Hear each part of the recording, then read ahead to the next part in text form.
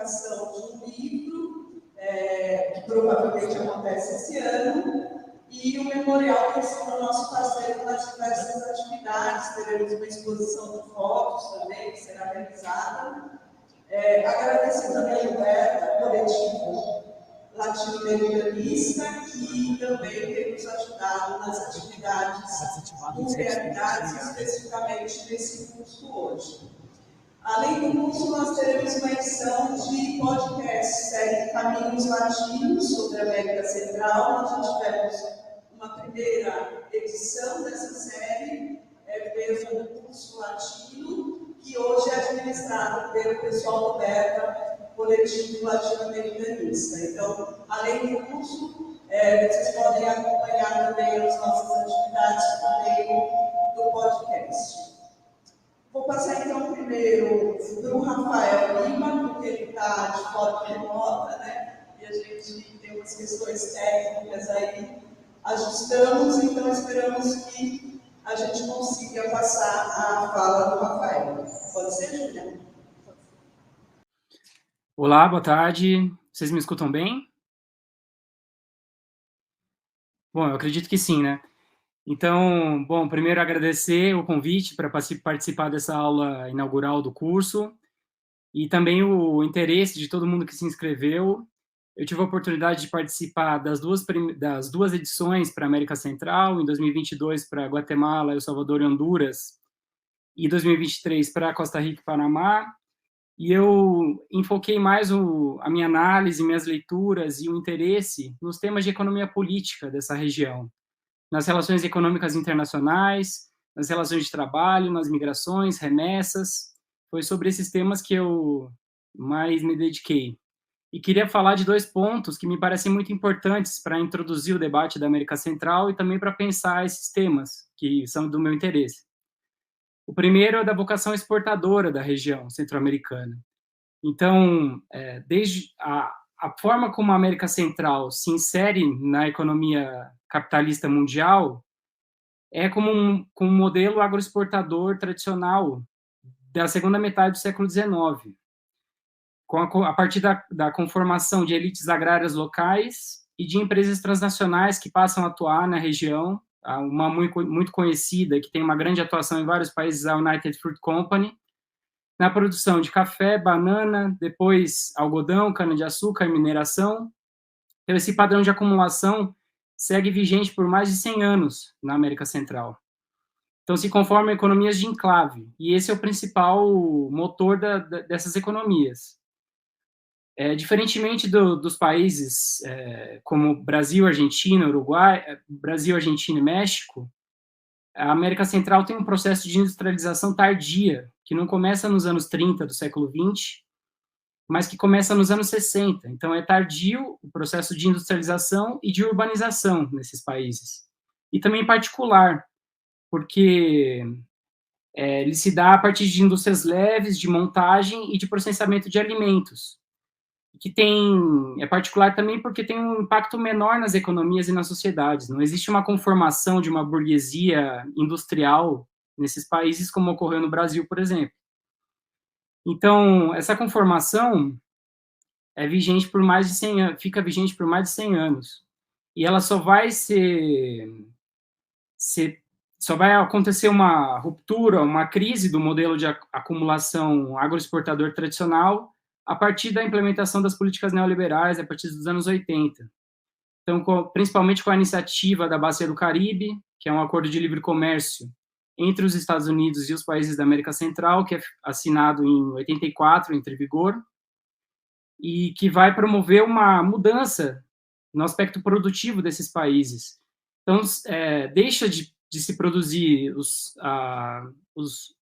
produtos da agricultura tradicional e ganha espaço os setores de exportação não tradicionais, como é o caso da palma africana, do abacaxi.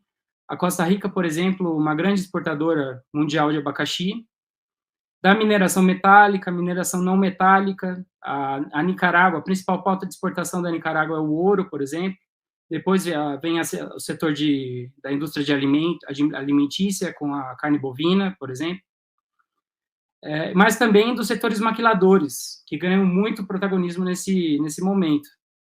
Então, a partir de incentivos fiscais, de investimento dos Estados Unidos, das grandes transnacionais, eles conseguem benefícios comerciais para a entrada no mercado dos Estados Unidos, e há uma grande expansão das zonas francas de exportação, sobretudo nos setores de vestuário e têxteis. Isso significa uma mudança, né, produtiva e também nas relações de trabalho desses países, né? Que vai entrar em crise a partir do início dos anos 2000, com a abertura do mercado dos Estados Unidos para outros mercados, como o Sudeste Asiático, e aí a necessidade da assinatura de um novo tratado, que é o acordo CAFTA-DR, que é o tratado da América Central, da República Dominicana com os Estados Unidos. Um tratado de livre comércio que tem por função final, assim, o que acontece se reforça a vocação exportadora da região e se aprofunda a especialização produtiva dessa região nesses produtos manufaturados de baixo conteúdo tecnológico. Isso tem impactos num segundo ponto que eu gostaria de comentar, que são as relações de trabalho, né, nesses países da América Central. Com a crise da década de 80, há uma mudança nesse padrão de acumulação, e o que ocorre é uma proletarização de milhões de trabalhadores que passam a trabalhar nessas zonas francas de exportações, que são enclaves maquiladores, né?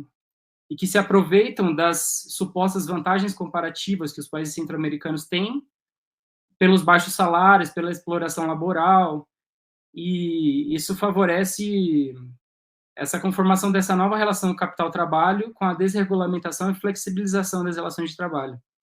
O que acontece é que a conformação do mercado de trabalho centro-americano se dá por três formas principais, né?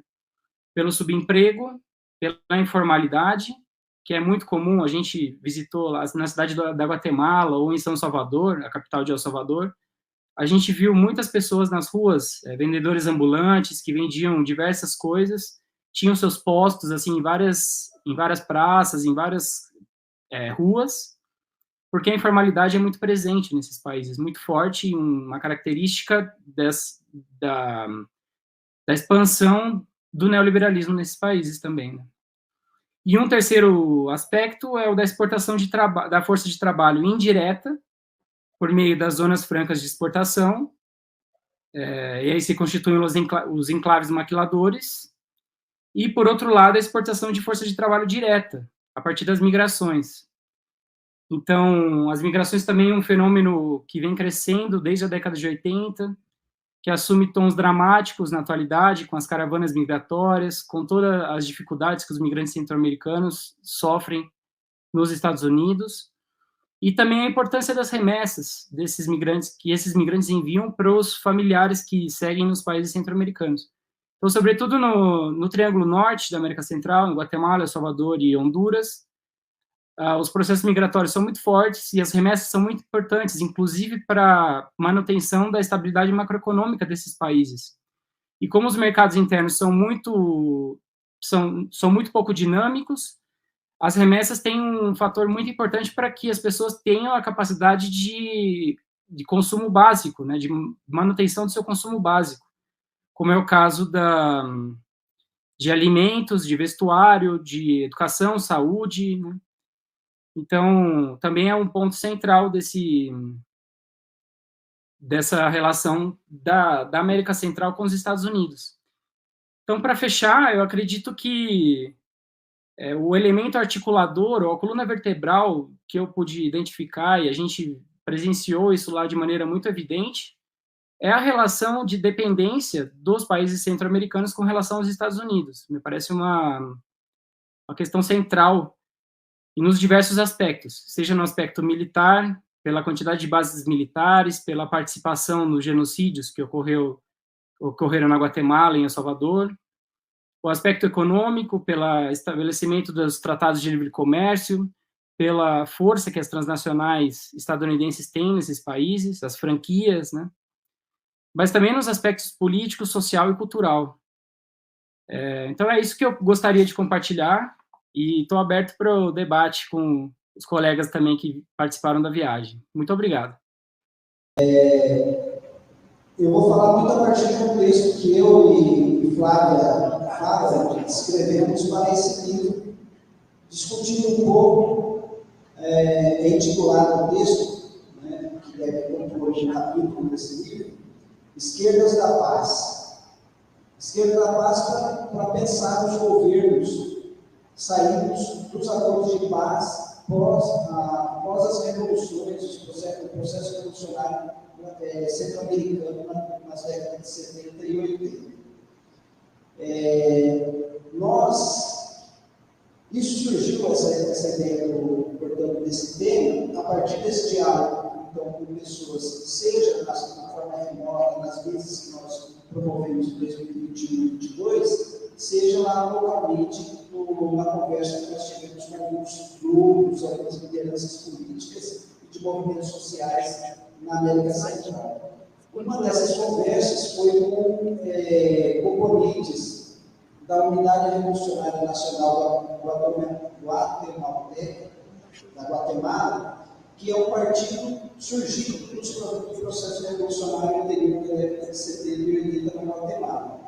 Nós conversamos lá com a Silvia Foca, ex-guerrilheira, ex-deputada também desse partido, e com o Carlos Barros, que é membro da direção do partido. Nesse diálogo, nós percebemos, então, a mudança de perspectiva do projeto revolucionário da década de 80, 70 e 80 para o projeto de reformas do Estado, que é a proposta desses partidos que surgem desses processos revolucionários. Os processos, portanto, revolucionários na Guatemala, na Nicarágua e El Salvador, eles têm suas características distintas para cada lugar, mas nós podemos pensar como um processo revolucionário centro-americano, poderíamos pensar assim, mas sempre com a preocupação de entender que são movimentos, são lutas muito em cada país tem a sua comunidade. Com o estabelecimento então, formal da paz na região dos acordos de paz da década de 80, o que surge ali é uma paz, né, e uma democracia burguesa que se reflete nas eleições periódicas desses países. Então, a paz garante uma normalidade de um processo político burguês, né, de uma normalidade eleitoral. Mas essa democracia também garante uma normalidade política para um projeto econômico neoliberal que passa a ser implementado na região. Portanto, é uma democracia liberal, burguesa e neoliberal na economia. Então, tendo que comandar esses estados surgidos desse processo de paz, seja os governos de direita, seja governos de esquerda surgidos desse processo revolucionário, o que eles passam a administrar é esse estado surgido desse processo de paz. Esses estados que estão incorporando reformas neoliberais, de uma paz, de uma normalidade de um processo eleitoral burguês que os países latino-americanos também vão passar. Todos os países latino-americanos vão presenciar nas décadas de 80, como também no Brasil, após as ditaduras, onde começou o mundo. Então, os acordos de paz, eles garantem essa paz, essa normalidade, garante uma desmilitarização ou um desarmamento dos grupos guerrilheiros, dos grupos revolucionários, mas, por outro lado, na nossa percepção, ele não garante um Estado desmilitarizado. Os Estados, na maioria dos casos, eles permanecem bastante militarizados, mas garante que a oposição e os grupos revolucionários sejam desarmados. E aí eu vou pegar um exemplo, talvez mais clássico, que a gente percebeu isso, que é o caso da Nicarágua. E aqui um parênteses, nós não conseguimos visitar a Nicarágua, nós não conseguimos entrar as duas vezes, tanto da primeira vez quanto da segunda vez, nós não conseguimos permissão para entrar na Nicarágua. Então, muito do que a gente percebeu da Nicarágua é o diálogo com os nicaragüenses que estão exilados na Costa Rica, ou mesmo, né, a partir das vezes online, que nós tivemos nicaragüenses participando com a gente do projeto. O que a gente percebe, então, nesses processos, nesses governos saídos, tanto na Frente Sandinista de Libertação Nacional, na Nicarágua, do Daniel Ortega, de 2006, e na Frente para a Movimento de Libertação Nacional de El Salvador, em 2009 e 2014, que eles administram o governo desses países, nesses momentos, então, há um certo giro à esquerda, após anos de neoliberalismo, mas os partidos que chegam ao governo já não eram as mesmas organizações revolucionárias do século passado. São organizações bastante transformadas, né, e adaptadas a esta ordem neoliberal.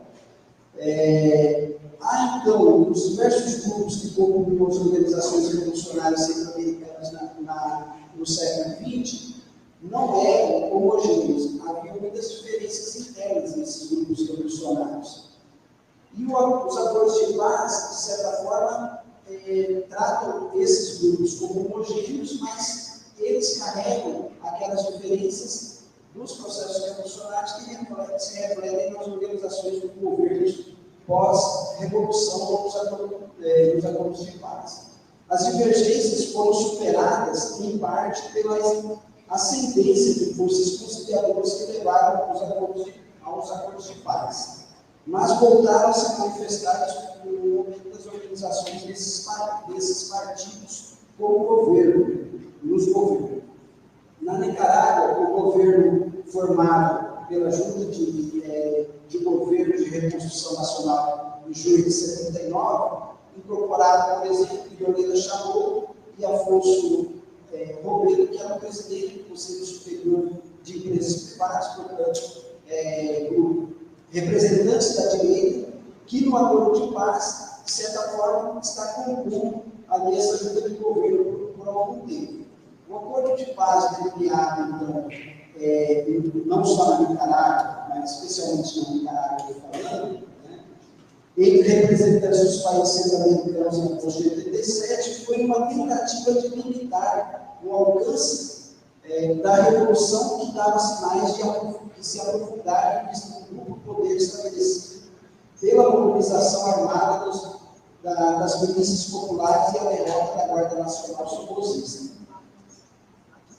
Após os avanços sociais, como campanha de alfabetização em massa, reformas na saúde, em 1984, os sandinistas começaram a desmontar essas conquistas, jogando para os mais pobres o peso financeiro de uma guerra permanente contra os contra armados pelos Estados Unidos, que a partir de Honduras combatia a Revolução Nicaragüense.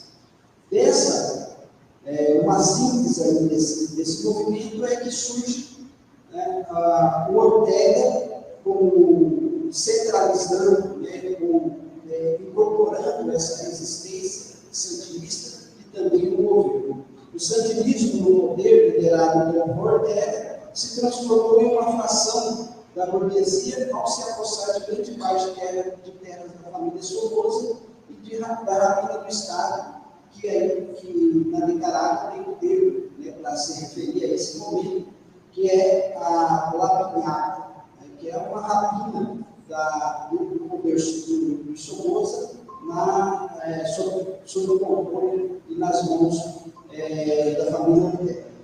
A guerra prolongada, o desmonte das conquistas e o apoio da burguesia exportadora, do agroburguesia exportadora, intensificou a pobreza e o descontentamento da classe trabalhadora do sandinismo. Isso abriu espaço para a burguesia, naquele primeiro momento, voltar ao poder em 2009, a qual a Leonida Chamou. Os sandinistas, como partido político, então passaram a a compor a legalidade burguesa e a sofrer um processo de depuração interna dos quadros mais próximos aos ideais da Revolução Popular e da centralização paulatina na figura de Ortega. E um processo de transformação, então, do sandinismo e orteguismo, que é o que a gente, não só nesse capítulo, tem outros capítulos que vão sair no livro, que também fazem essa discussão de compreender como que sai do processo de sandinismo, né, do processo revolucionário, e se torna um movimento orteguismo, ou assim classificado. Bom, a transformação de esquerdas revolucionárias em esquerdas da paz, a institucionalização do que antes se apresentava como forças revolucionárias, provocou na década de 1990 e no século XXI o esmorecimento dos movimentos de resistência. A centralização da oposição política e institucional em torno dos partidos representantes dos anteriores grupos guerrilheiros, ao mesmo tempo que desmobilizou as lutas, parece ter limitado também o surgimento de outras forças políticas de esquerda.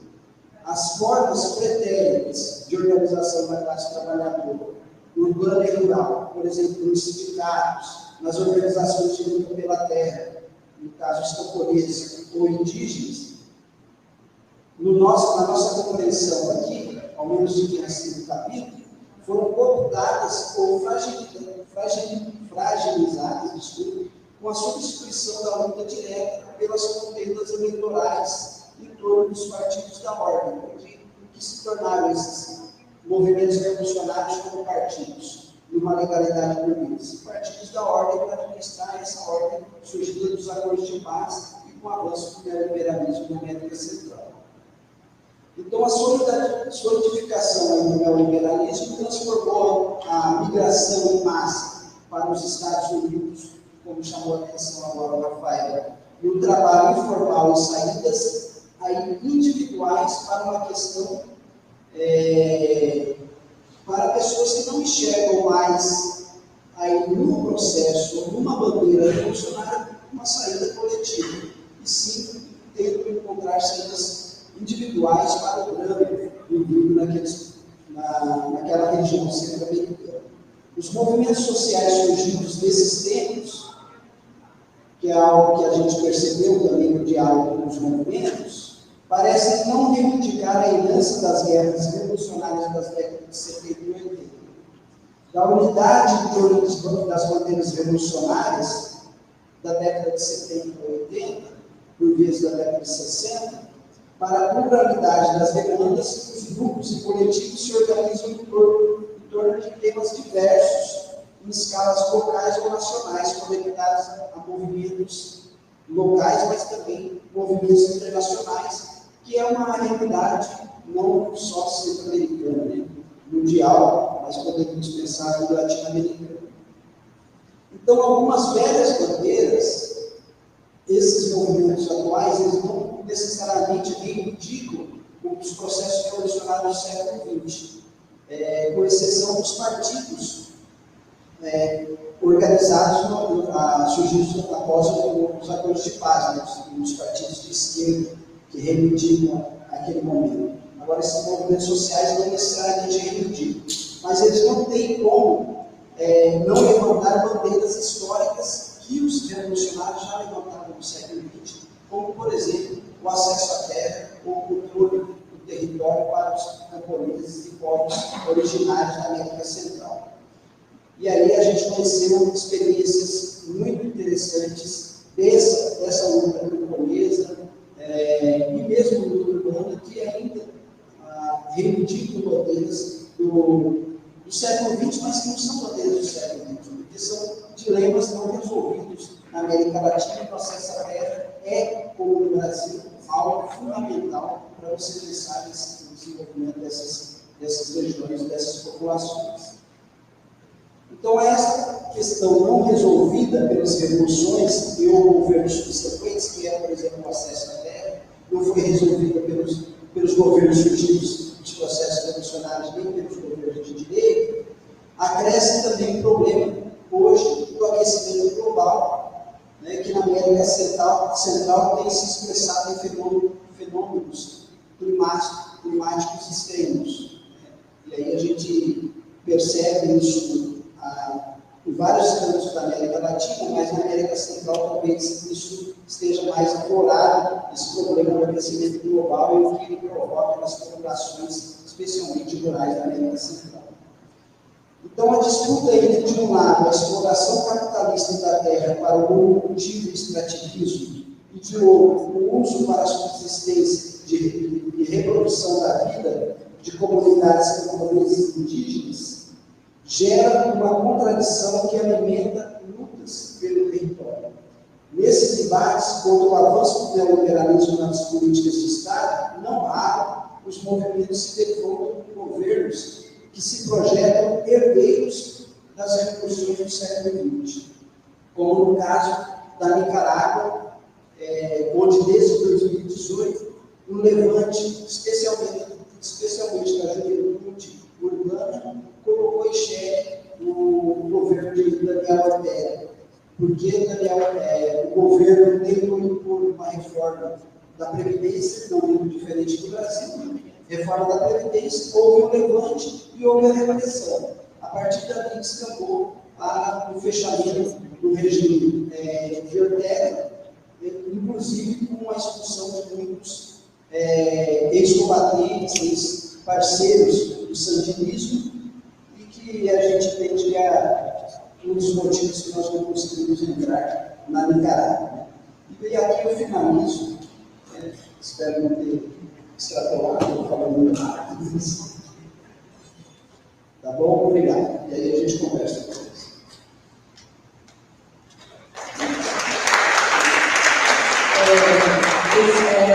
Eu vou passar então para a Vanessa, pode ser, gente? Resolução? Tá. Então, do público aqui, né, do memorial, a gente tem uma questão técnica aí que a gente está tentando transmitir pelo canal do YouTube, então de vez em quando a gente para aqui com vocês para fazer esses ajustes, mas acho que está funcionando.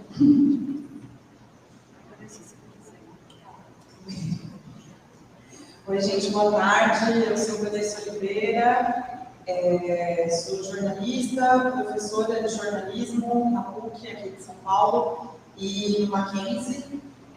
Participei também dessa primeira viagem, né, da América Central em 2022. Infelizmente, os calendários não deram certo aí na segunda viagem, eu acabei não indo. Mas acho, enfim, muito importante, né, que o projeto tenha continuado. Eu acho que ele foi mais perto, né? Que o projeto tenha continuado e que agora a gente tenha essa oportunidade, né, de não só publicar o livro, mas fazer esse seminário em casa com ele. Acho que eu estava dizendo que a sequência da nossa fala agora faz bastante sentido, porque eu e a professora do período da Sodré, que é da Bahia, nós, na divisão de capítulos, a gente decidiu escrever sobre a comunidade garífuna de Honduras. Alguém aqui fora, os que já viajaram lá, né, que participaram da viagem, dos cursos, já ouviu falar dos garífunas? Não? Então, é uma comunidade que a gente sabe pouquíssimo. Eu achei que eu ia ser surpreendida. Todo mundo já viu na aula, no capítulo. Quem sabe não sabe.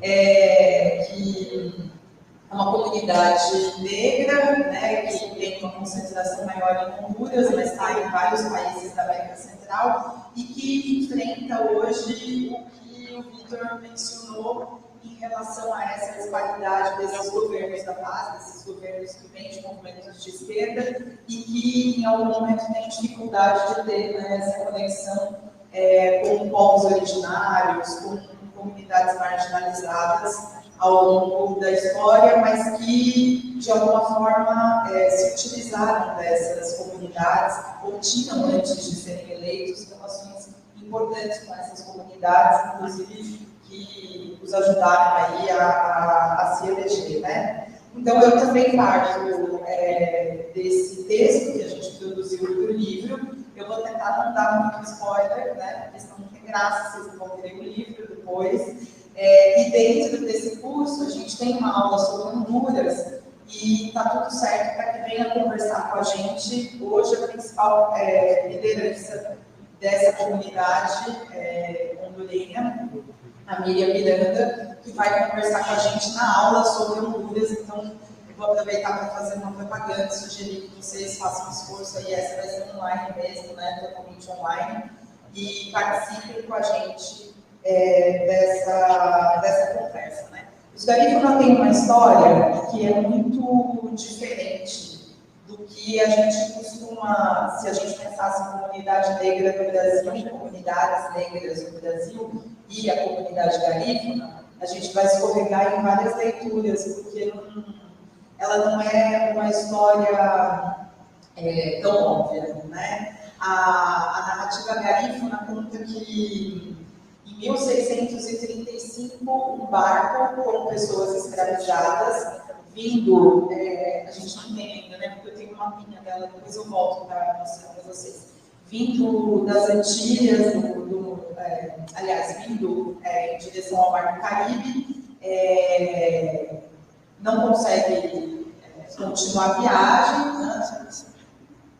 Sai de Santo Domingo no Haiti, né? Na região ali do Haiti, isso é verdade. Sai de Santo Domingo e vai para. Acaba chegando nessa ilha de São Vicente, ele afunda, né? E esse grupo de africanos em situação de escravidão acaba que eles não vão para onde eles deveriam ir, né? Eles não chegam em outro território colonizado, chegam na Costa Rica primeiro e ali se envolvem com os Arawak, com grupos indígenas, e permanecem. E hoje demandam, inclusive, o reconhecimento de que eles sejam vistos, né, e assumidos dentro da estrutura dos governos da América Central como povos originários, da mesma forma que povos indígenas, né, outros povos indígenas. Então, essa desconexão, de certa forma, com a história clássica, né, que a gente conhece aqui da escravidão, vai fazer com que a experiência garífuna seja uma experiência de autogestão, mas que não é necessariamente um quilombo que se forma, né? São sociedades que vão ter grupos que vão ter outra formação. E isso cria, na maneira como os garífunas contam a própria história, uma distinção grande em relação aos latino-americanos, né, assim, que tem outras vivências. A história de que eles nunca foram escravizados, né, de que, de fato, é um povo livre, é um povo que tem uma outra relação com o poder, com o Estado e com a sua cultura. Então, a gente teve a oportunidade de visitar a comunidade de Rio de la Cruz, em Tela, no Caribe hondurenho, um lugar muito bonito, um lugar, né, exuberante, assim, acho que foi a nossa parada mais satisfatória, assim, depois de tantos perrengues de viagem, foi, de fato, o lugar mais encantador que a gente esteve. E nesse texto, eu e a professora Ruby, a gente tenta contar o nível de insegurança assim, que a gente percebe na nossa primeira aproximação com a comunidade, né? Porque é uma comunidade que tem passado há muito tempo por muito assédio, não só de grandes empresários, que, né, vocês devem imaginar como terras na costa do Caribe são assediadas por grandes empresários, principalmente da área do turismo, mas você tem uma questão de extrativismo na região e uma tensão com o narcotráfico, né, que também assedia essas comunidades de modos diferentes, seja para controle de território, seja para recrutamento, enfim. E quando a gente estava quando a gente estava lá, acho que uma das discussões mais importantes era a gente vinha saindo, né, de fato, da pandemia, 2022, e existia uma briga política muito grande da comunidade com a polícia, porque durante a pandemia, 30 homens armados entraram na comunidade, levaram 4 jovens, muito jovens, né, da comunidade. Uma pena, tem as fotografias deles aí para a gente dar uma olhada depois. E ninguém nunca mais soube o paradeiro desses jovens, então toda uma campanha, levaram eles vivos, a gente quer que eles voltem vivos, né?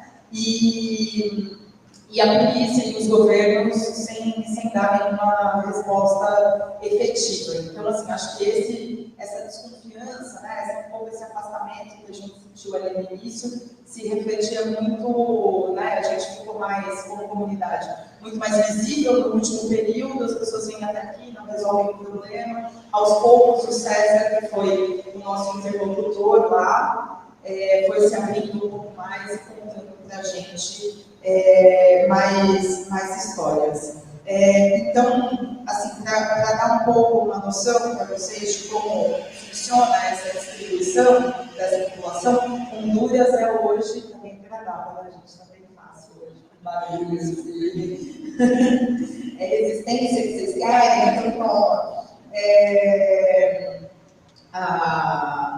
então, a população garífuna está muito concentrada em Honduras, mas ela também está presente em outros países, né? E aí eu queria só trazer um número para vocês identificarem o tamanho da comunidade que a gente está falando. Então, em Honduras são 200 mil garífunas, 15 mil no Belize, 5 mil na Guatemala e 2 mil na Nicarágua, né? Não são comunidades homogêneas, vocês devem imaginar, né? Assim, as mudanças, obviamente você tem mudanças territoriais, mudanças em relação ao idioma, a maneira como se manifestam nas regiões, etc. Mas existe essa identidade garífuna que tenta se alinhavar de algum modo para criar demandas coletivas aí com um pouco mais de peso político. E a principal questão dos garífunas, como eu mencionei rapidamente, é a questão da terra, né? Eles têm uma demanda pela propriedade coletiva da terra, um pouco parecida com o que acontece com as comunidades indígenas, né? Com todas as comunidades indígenas. E em vários momentos distintos da história de Honduras, falando especificamente da história de Honduras, a gente teve entregas desses títulos de propriedade, né? Então, a partir de 1950 começam a ser entregues para famílias garífunas esses títulos de propriedade. Em 89 a gente tem de novo, e entre 93 e 95 o governo começa a entregar alguns territórios para empresas privadas, né? Então, assim, não é só um assédio do narcotráfico das empresas privadas que acontece de modo desarticulado com o Estado e com a polícia, né? A polícia muitas vezes vai, inclusive, impedir manifestações, impedir resistências para permitir o avanço desses complexos turísticos, né? Existe aqui uma relação de conivência, né? Como vocês devem imaginar, entre o Estado e esses grupos que assediam essas comunidades, né?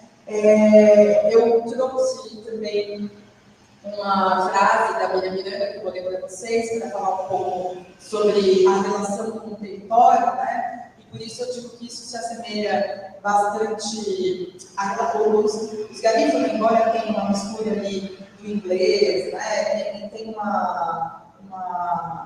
uma mistura cultural que você percebe que vem de outros territórios.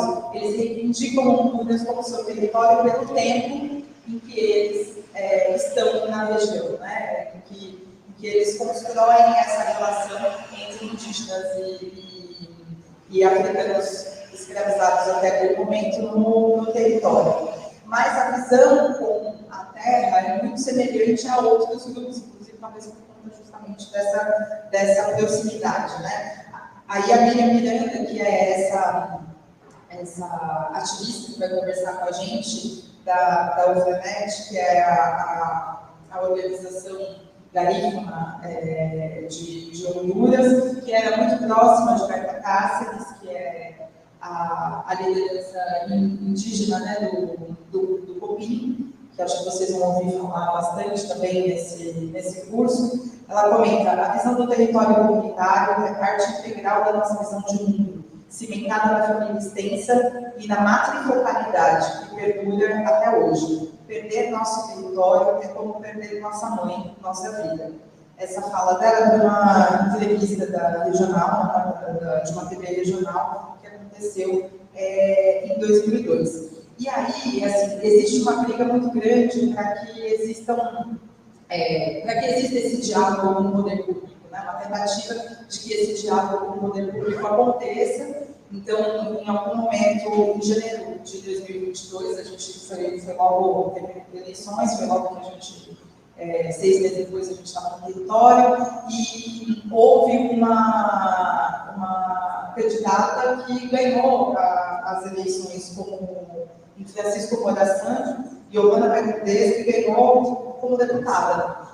E é muito interessante porque quando a gente ficou sabendo dessa informação, né, eu lembro da gente estudando o assunto e tal, e falou: que legal, pelo menos tem uma deputada, né, ali, e a gente perguntou isso lá do César, e na verdade ela é uma deputada que se relaciona com o Partido Conservador, do Partido Nacional, que é do ex-presidente Orlando Fernandes, e que, na verdade, é uma pessoa que se coloca ali como uma pessoa da comunidade, mas que é um entrave, na real, para que decisões aconteçam a partir, decisões em favor da comunidade garífuna aconteçam e beneficiem a comunidade. E aí a Miriam, em uma das entrevistas, comenta que tem pelo menos 11 políticos negros hoje na política representativa de Honduras, mas que nenhum deles leva a sério as causas garífunas. Então, assim, é uma demanda que ainda está muito restrita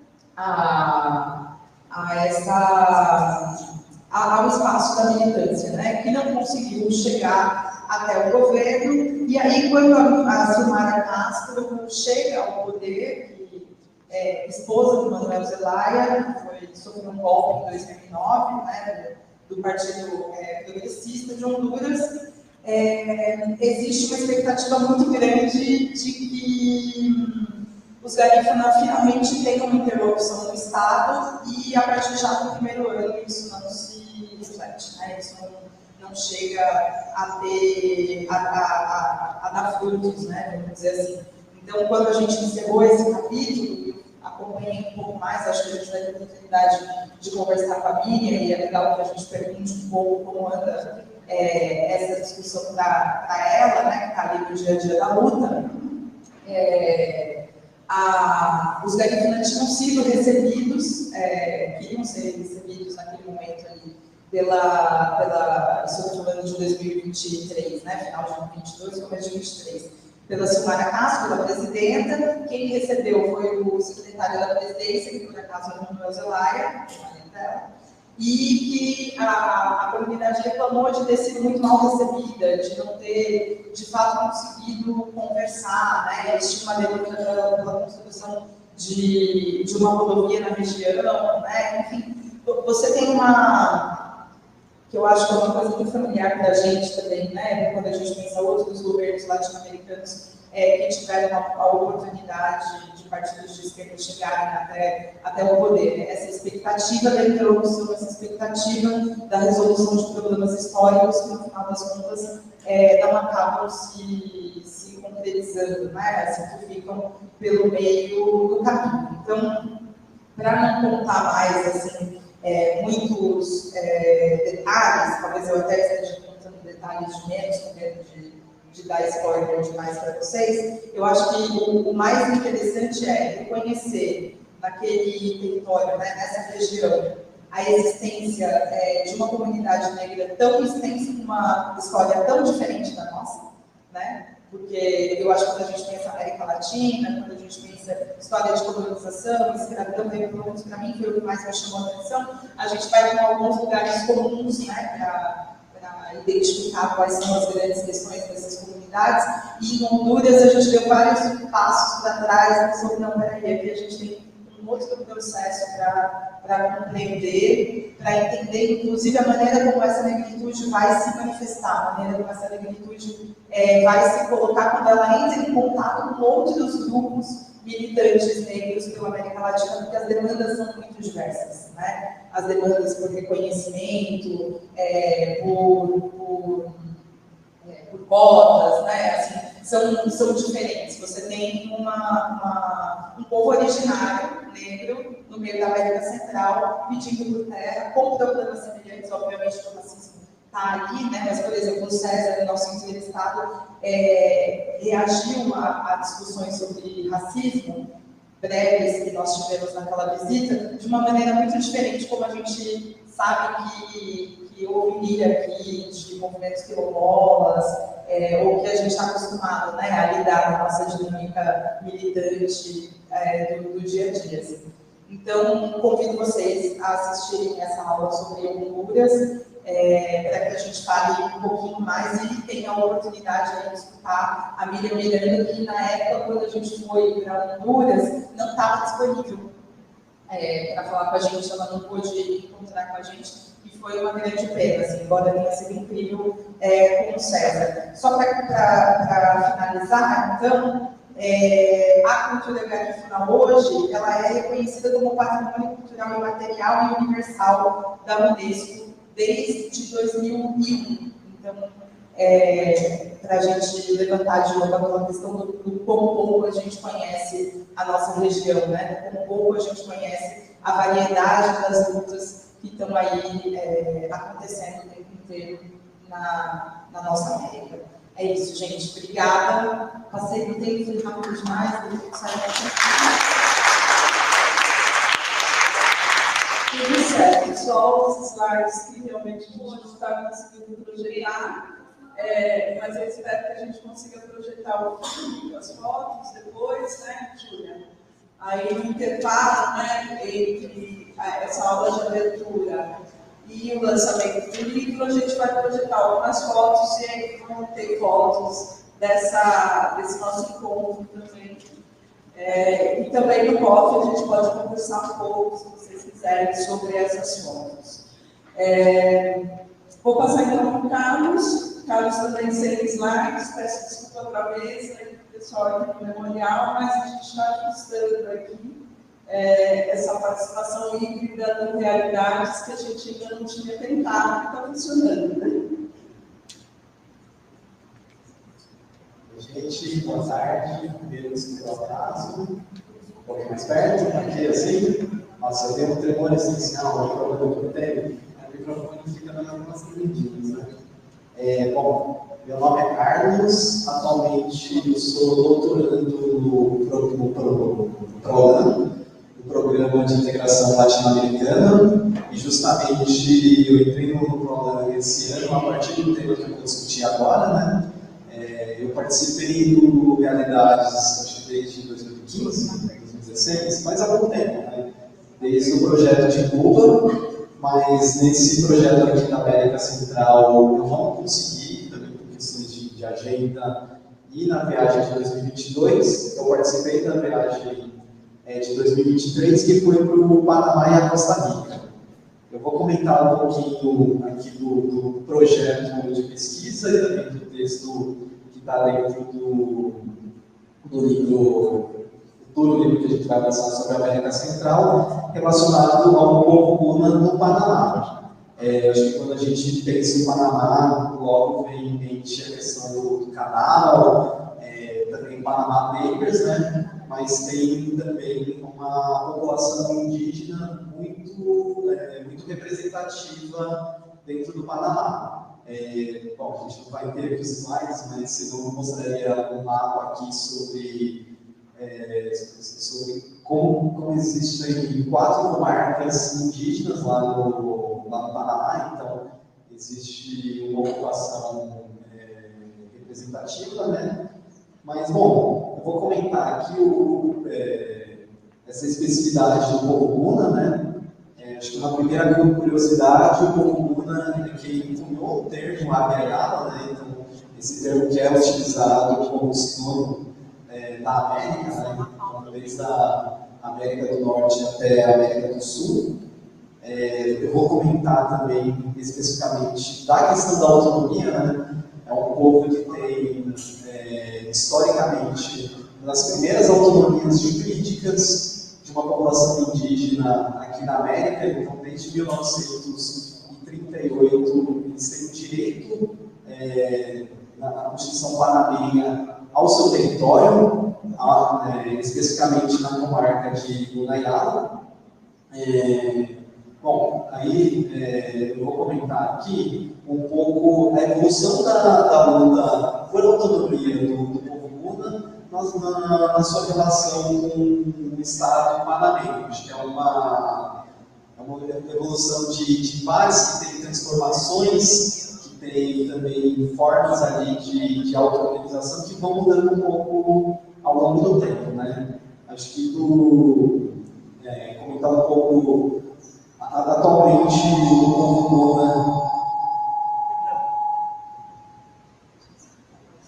Atualmente, o povo Guna, ele ocupa a costa caribenha leste, então na fronteira com a Colômbia, nessa comarca de Gunayala. Essa ocupação ela começou ali por volta de 1870, isso nos embates com o povo Iberá, então com outro povo indígena.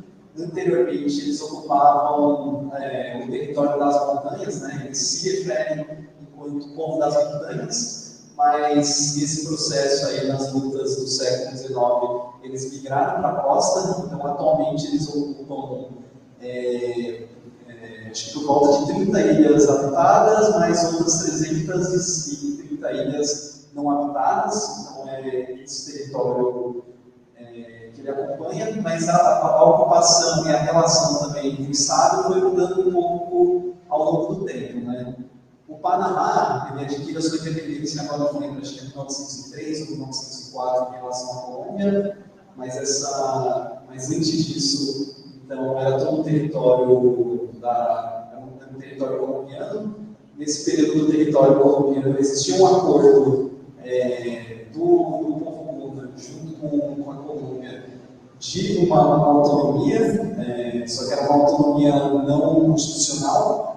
Isso foi respeitado até a independência do Panamá. A partir do momento que acontece a independência do Panamá, esse acordo passa a não existir mais formalmente, né? E a partir disso, existe também nesse período aí dos inícios do século XX, final do século XIX, toda uma ideologia por parte do Estado panamenho de uma espécie de evolucionismo, né? Então, o Estado panamenho procura tutelar o povo Guna através de uma forma de aculturação, então de rompimento da cultura Guna pelos próprios Guna, né? E nesse sentido, é um momento em que a própria comunidade Guna ele acaba se dividindo entre algumas lideranças, né? Tem tanto lideranças que vão na direção da modernização, no sentido de procurar, de romper com as tradições Guna, mas também tem lideranças que vão no sentido da defesa das tradições e da cultura Guna, né? Então, nesse processo da relação com o Estado, por volta aí do momento da independência panameia, tem essa cisão, só que esse processo de tentativa de modernização pelo Estado panameio, ele começa a pressionar a população Guna de tal forma na qual proíbe as vestimentas, proíbe adereços pelas mulheres Guna, também rituais e a religião Guna, ela passa a ser proibida. E todo esse processo de avançamento aí que começa no 1903 e 1904, ela vai sendo reforçada até o ponto em que uma parte da comunidade Muna se revolta. Isso é em 1925, em pleno Carnaval, isso é conhecido como a Revolução Muna. Nesse processo, eles matam alguns soldados do Estado panamenho e expulsam o Estado panamenho do território Muna. Algo que eu esqueci de comentar, né? Ao mesmo tempo que a população Muna tem essa força, tem esse histórico de autonomia, o Estado panamenho está tentando se colocar enquanto um Estado forte, mas ao mesmo tempo a sua independência foi conseguida graças a uma tutela estadunidense, e essa tutela também significa uma fraqueza do Estado de impor a sua própria força. Os Muna, eles se aproveitam dessa fraqueza estatal panamenha, justamente nesse momento da Revolução, para conseguir uma arbitragem estadunidense e conseguir estabelecer ali a defesa do seu território, a defesa da sua cultura, a defesa dos seus costumes, né? Então, nesse primeiro quarto do século XX, a relação dos Muna com o Estado panamenho, então, é de uma resistência em relação à sua cultura, que depois da Revolução Muna passa a ser uma luta aí por um reconhecimento jurídico do seu próprio território. Então, a partir de 1925, ao longo aí, até 1938, eles conseguem negociar com o Estado panamenho até o reconhecimento formal de 1938 da sua própria comarca. E não só o reconhecimento da sua própria comarca, como há também o estabelecimento de formas de organização políticas próprias, o que posteriormente, depois dessa cisão entre as lideranças modernizantes e as lideranças tradicionalistas, eles vão se reunir, eles vão superar essa cisão no Congresso General do Muna, que é uma forma de organização muito interessante, é uma forma de organização como eles funcionam efetivamente a sua autonomia, né? Na qual cada povoado de cada ilha elege os seus representantes, mas não só elege os seus representantes, como participam de forma bem ativa das decisões políticas, e a partir disso eles tiram delegados para esse congresso geral Muna, que aí reúne todas as comunidades 2 vezes por ano para decidir sobre questões que envolvem toda a população, né? Você me explica, né? Tá. Tudo bem. Mas só comentar, né, então, porque acho que esse aspecto político é muito interessante, porque tem porque enquanto nos tempos atuais a gente vê os levantes, a gente vê os movimentos indígenas da América muito concentrados nos anos 90, nos anos 80, o povo Muna já conseguia se articular, já conseguia bater de frente em relação ao próprio Estado, isso já na década de 20, na década de 30, né? Por isso, comentando um pouco dessa especificidade aí da autonomia Muna, né? Acho que a relação do povo Muna, ela muda um pouco com o governo do Omar Torrijos, que é um governo de caráter mais desenvolvimentista. Aí é uma questão até um pouco contraditória, assim. Se por um lado esse governo mais desenvolvimentista trouxe algumas possibilidades em relação à infraestrutura, então as indicações mudam em relação à questão de escolas, de hospitais, de estradas, isso é realizado dentro desse governo do Omar Torrijos, mas ao mesmo tempo há também uma instituição de formas políticas, de delegados políticos do Estado panamenho sobre o território da comarca do Nayara. Então, eles começam a a tentar cercear essa autonomia, aí nesse período do governo do Trujillo. Então tem essa mudança aí no terceiro quarto do século XX, né? Mas acho que a partir também, né, agora já da virada neoliberal, o povo Guna ele começa a apostar cada vez mais em formas de organização econômicas para sua autossustentação, né? E a forma na qual eles conseguiram encontrar é o turismo. O turismo que é um turismo, a princípio, de base comunitária, mas ele coloca questões contraditórias da qual o povo Guna tem se debatido. Assim, né? A questão é que o turismo ele permite que o povo Guna consiga conservar algumas das suas formas culturais, tal como elas são, né? Sem a necessidade, por exemplo, da migração dos Gunas para a cidade, o que acontece também bastante, né? Então permite ali que os Gunas se estabeleçam no seu próprio território, mas ao mesmo tempo também a entrada massiva de turistas ele vai também colocando questões sobre como essa cultura também vai ser modificada, né? Acho que um exemplo, por exemplo, são as danças Gunas, né? Essa é uma dança tradicional que vai sendo passada por gerações. Houve umas adaptações no sentido de transformá-las muito mais em apresentações do que propriamente em uma dança coletiva. Assim, né? Isso é próprio, assim, por exemplo, da necessidade de transicionar, acho que essa característica cultural para a forma do turismo. Né? Então, ele cria algumas espécies de contradições, além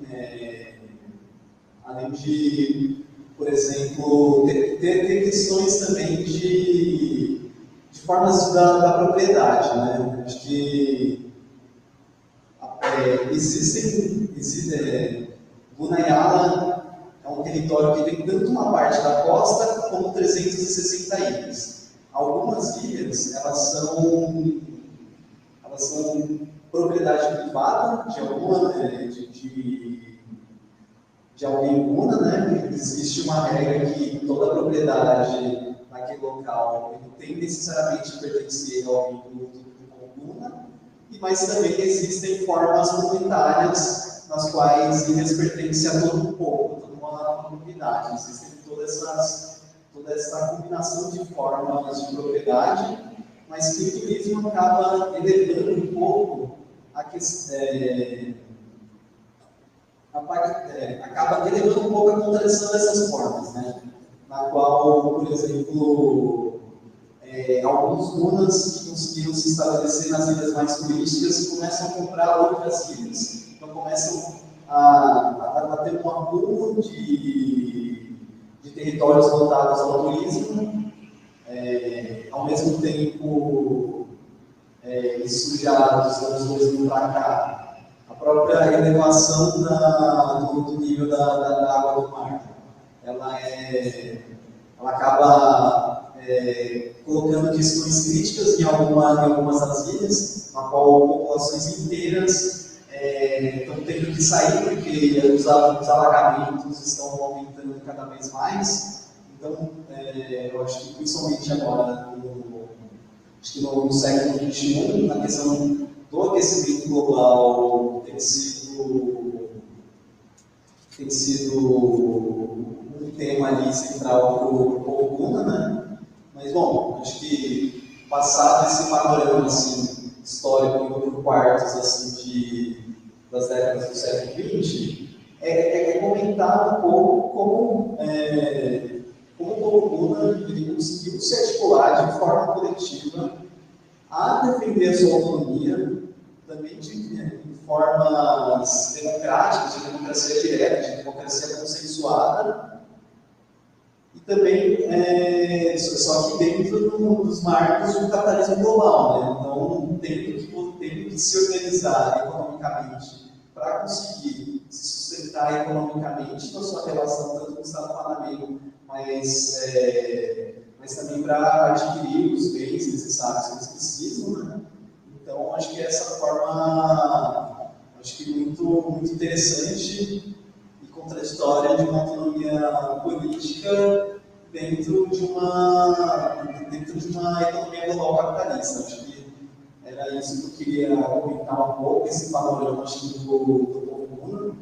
Qualquer dúvida, qualquer questão, estou aberto aí depois às discussões. Obrigada, Carlos. A gente, então, essa mesa de abertura, acho que ela deu um sinal, né, dos diversos temas que nós tratamos. Começamos aí com o Rafael falando de alguns temas econômicos, o Vitor das questões políticas, especificamente de Nicarágua também, né? A Vanessa com a experiência que a gente teve com os garífunas, que para a gente foi uma novidade, né? Assim como os Guna, que o Carlos acabou de apresentar. A gente vai ter, então, na próxima aula, né, que aí já passam a ser aulas remotas, a gente não tem essa atividade presencial aqui no memorial. Ela só volta agora na última aula, que é a aula de encerramento, no dia 8 de julho. As aulas remotas, então, elas acontecem, né, pelo canal, para quem não está inscrito ainda no curso, né, mas as pessoas que estão inscritas, elas já receberam essas informações. A próxima aula é sobre Guatemala, dia 27 de abril, depois a gente tem El Salvador, Honduras, Nicarágua, Panamá e Costa Rica. Esses estudos de caso, então, são as aulas aos sábados, que aí a gente retoma uma série desses temas que os colegas trouxeram aqui para a gente hoje. A gente tem perguntas, Júlia? Então a gente abre, a gente ainda tem 30 minutos, um pouquinho mais, que a gente pode abrir para as perguntas, observações, considerações no auditório, aqui no memorial, e também o pessoal do curso que está assistindo de forma remota, né? Isso, então a ideia é que a gente discuta, né? Enfim, responda ou apresente as considerações até às 16 horas, a gente faz um coffee, e aí a gente tem o lançamento do livro. A Vanessa e a Aline, né? Elas vão compor a mesa de lançamento do livro. Tudo bem por aí? Sem perguntas? Então vamos lá para o auditório, gente. Boa tarde, gente. Boa tarde a todas. A minha pergunta é a respeito do povo Guna, porque eu queria que você falasse um pouco mais dessa relação com outros povos, porque lá eles têm a autonomia deles e como eles interagem com essas outras pessoas, assim, outros povos indígenas. Se apresenta para a gente. Meu nome é Thaís, eu sou aluna da Unifesp, vim aqui a convite da Fabiana. Boa tarde, tudo bem? Eu sou o Paulo, sou aluna da USP.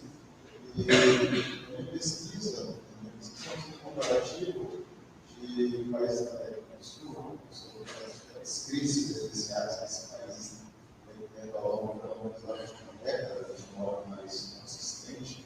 A gente pode fazer essas crises especiais com a queda de residentes a partir de 2008, em Honduras, e eu vim fazer um curso de América Central, realmente, para mim, me falta um pouco essa leitura, esse conhecimento mais aprofundado, tanto da minha pesquisa lá em Corte da América do Sul, eu não senti com condições de trazer a América Central para esse debate ainda. Então, eu quero agradecer a vocês pelo curso, pela disponibilidade.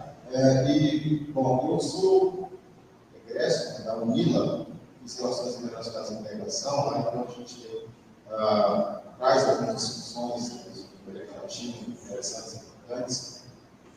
E ouvindo vocês, me lembrando muito do que a gente traz na discussão, principalmente na fala do primeiro colega, ele traz esses aspectos mais econômicos, né?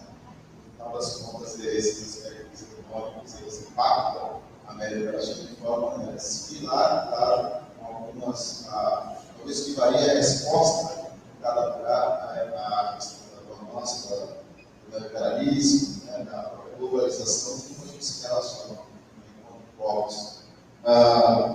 E aí eu queria pedir, inclusive, para os nossos colegas, que se pudessem falar um pouco que foi abordado de forma bem sucinta pela colega ali, desculpa, não notei direito a questão japonesa. Ela falou da questão da tensão do narcotráfico, como colocaria de forma civil e científica. E aí, a questão do narcotráfico e da violência de modo mais amplo vem de uma crescente na América Central, já há alguns anos, isso, claro, se relaciona com a forma, de como a América Central, o colega ali também comentou a questão da política institucional que não resolve os problemas dessa sociedade, né? A gente tem uma desorganização societal com alguma influência também na questão da política de drogas que cada gente sabe como ela é tratada, entra também nesse processo de aumento da violência na América Central, que tem a ver também com a questão da imigração, da migração. Eu queria que vocês comentassem um pouco dessa questão específica, da violência na América Central, nesse momento, da questão do narcotráfico, das famílias, desses grupos armados que de alguma forma também são a resposta a essa crise, a crise dessas sociedades, e uma outra resposta que essas sociedades vêm apresentando a esse contexto de crise mais global, da democracia representativa, que é o avanço da extrema-direita, e como que isso talvez está impactando a América Central. A gente visto a questão agora do Najib, ali em El Salvador. Então, seria interessante ouvir vocês em relação a esses pontos. Tá bom? Agradeço. Meu nome é Deobaldo, eu acabei de ingressar agora no Rolando. Algum tempo atrás, eu fui militante, participei dos comitês de solidariedade aos povos da América Latina na década de 80, 86. Estive na Nicarágua, Cuba, como militante. Eu estou voltando agora de uma maneira mais para escrever uma dissertação. A minha pergunta é para ser bem rápida.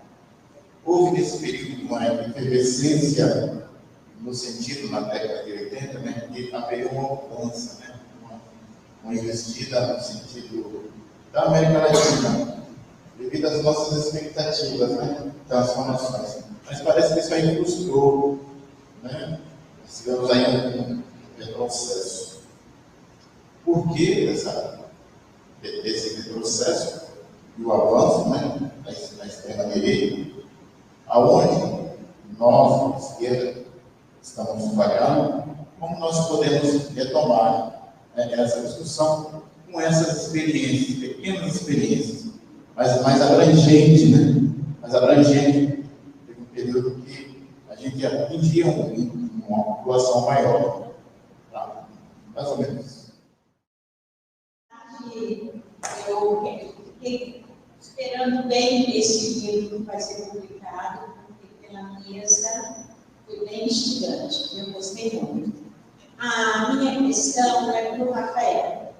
O Rafael levanta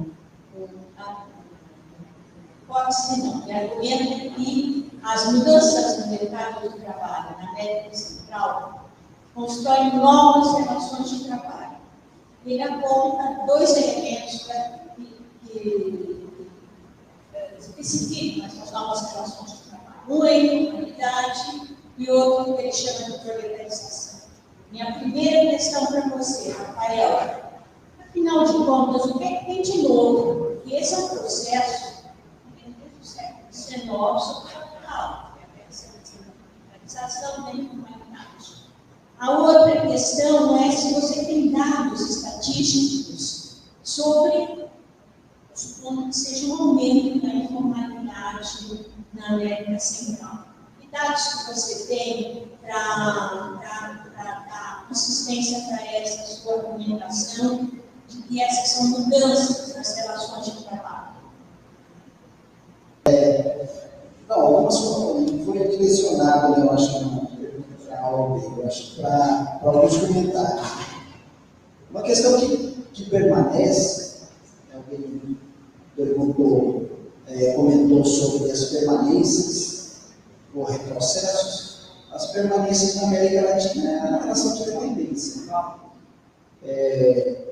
Agora, há elementos no século XXI que vem, portanto, depois desses processos de paz que eu tentei caracterizar aqui, que é o narcotráfico, a violência das pandilhas, tomadas, que o colega chamou a atenção, e que tem norteado muitas políticas desses estados. O narcotráfico é parte estruturante de alguns estados da América Central.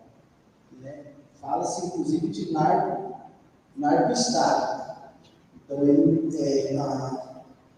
o narcotráfico não é uma violência à parte do Estado, é parte, muitas vezes, da estrutura política desses estados. É diferente, por exemplo, das pandilhas ou áreas, que tem uma história, né, de desenvolvimento, que explica o desenvolvimento desses grupos de jovens, gangues centro-americanas, que tem a ver, inclusive, com a migração primeira dos Estados Unidos e do retorno para a América Central, mas, de certa forma, essa violência tem explicado as ações de alguns governos da América Central. Tem, inclusive, para a população da América Central, tem explicado a permanência de algum governo, como é o Nayib Bukele, em El Salvador. Toda a plataforma dele,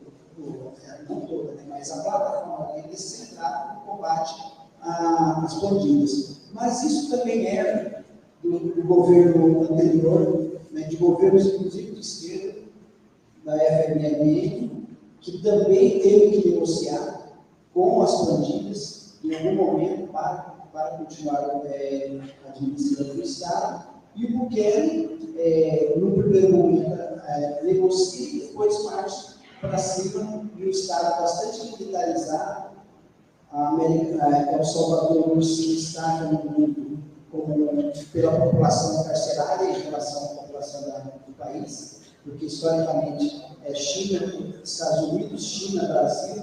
Agora, El Salvador, que tem uma população bastante significativa de população carcerária, porque a plataforma do Bukele que está dando certo, me parece, né, na ótica que está dando certo, que se manteve agora nesse segundo mandato. Mas com várias também artimanhas legislativas, conforto legislativo e tudo mais que esse governo do Bukele se impõe. O retrocesso, esses governos, como nós tentamos caracterizar aqui, eles não romperam, né, mesmo os governos de esquerda, eles não romperam com a ordem neoliberal. Então, se há algum retrocesso, eu não saberia dizer. Né, se há retrocesso, é uma continuidade de uma política e que se intensifica pelo avanço do neoliberalismo, se intensifica os males, as mazelas, pela intensificação do neoliberalismo. Mas não somos nós que vamos responder categoricamente isso. Talvez o debate que nós vamos fazer agora no curso pretende isso. Né? A partir das nossas experiências que nós tivemos na vizinha no trabalho de campo em obra, dos estudos que nós já fizemos, dos debates com mesas em 2 anos de estudo, agora eu penso que a gente consiga fazer a partir das mesas desse ano uma síntese do que a gente tem trabalhado aí há praticamente 3 anos já, né, sobre a América Central. Eu não conhecia as outras fases os outros termos, a dedicação do projeto América Latina, América Latino-Americana, sobre outros estados latino-americanos. Mas o que eu estou percebendo é que a América Central tem tomado uma atenção especial, né? Porque são 3 anos já, praticamente. É porque são vários países, mas são realidades distintas, e que eu acho que vai permitir a gente construir algumas sínteses. Mas, por enquanto, são algumas questões que perpassam a nossa compreensão, tanto da violência, do Estado, né? Não dá também para a gente... para concluir, né? Mas atenção com as sínteses. Também dizer que é a mesma coisa não vai explicar. É a mesma coisa do século XIX, do século XXI, não. Tem diferenças profundas. Só que uma continuidade, talvez, há continuidades. Uma das continuidades é a relação de dependência, né, desses países latino-americanos e América Central em especial. Vou passar agora para a Vanessa. Eu chutei, agora você vai conversar. Será que vai ser bom? Dependendo do meu time. Eu acho que o Victor falou bastante coisa. A gente pretende, nesse curso, se aprofundar em várias temáticas. Eu acho interessante essa coisa de El Salvador, é muito específica, né? A ascensão do Nayib Bukele e a maneira como ele se consolida no poder, né? A relação, a maneira como esses grupos marginais e, portanto, também marginalizados, né? Não só eles especificamente, mas as comunidades em que eles estão, etc., vai se tornar uma grande plataforma da extrema-direita, e esse é um movimento, de fato, como o Teobaldo comentou, que vem como uma onda pós essa efervescência, né? A chamada onda rosa, e agora a retomada de governos que no começo dos anos 2000 de esquerda que estiveram no poder. Eu não gosto da leitura que diz que essa onda